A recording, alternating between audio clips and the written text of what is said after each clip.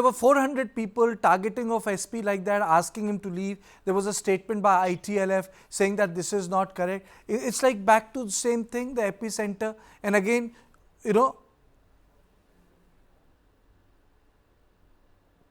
Well, Kartikeya, more than the suspension of the head constable, Simlal Paul, what anger the people of Churachandpur especially, and the kuki in general, was the bias and discriminatory decision of the government. The SP of Churachandpur suspended the head constable, and that suspension was not done unilateral. It was from the direction from the state government, especially the Home Ministry, who the CM is holding the Home Minister portfolio. So this bias and discriminatory treatment on the kuki community is something which anger the people, for which they came impromptu. When the suspension order was issued, and when the suspension order was making round in the social media, everyone who saw and heard that got anger, and they came together to just show their discontentment and disapproval of this kind of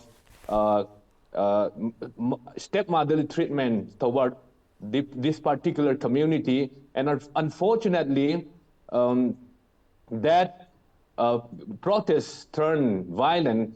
That turned violent only when there was fire, when order was given to fire upon those protesters. I could have shown the entire video, but this time I chose not to put out those videos. I had all the videos, but I have just chosen to put the stills out because I personally feel that putting the entire video out, creates a different magnitude of situation. So I have decided as a journalist to just to give a glimpse of the sort of violence that has taken place. I have not put out the 90% of it. I think it's not important. It's just important to show what has happened. In fact, people should decide that this sort of a ransacking which took place is not anger. This is not anger. People have destroyed public property. This is public property, people's businesses that has anyway been on hold for so many months because of the conflict, again is going to, be in the same situation. People are going to lose income. People are going to lose the sense of security. If this has a ripple effect, the conflict might increase. This cannot become the standard. But, my problem, Kartikeya, is I agree with you. If you sitting in Delhi as a media person have the responsibility to say that I don't need to instigate anything, I just need to show the facts. That same responsibility also has to come from the other side, wherein they say that there are better ways to address our grievances.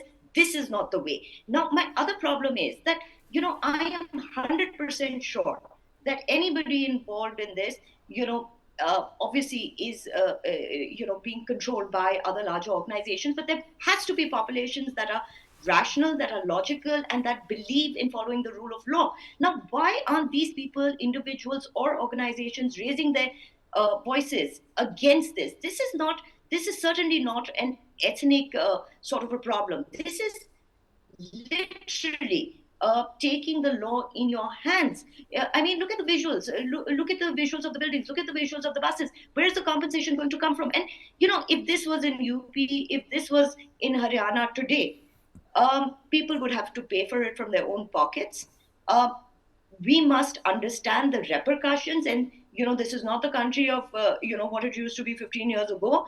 You fall out of line, you will have to pay a price.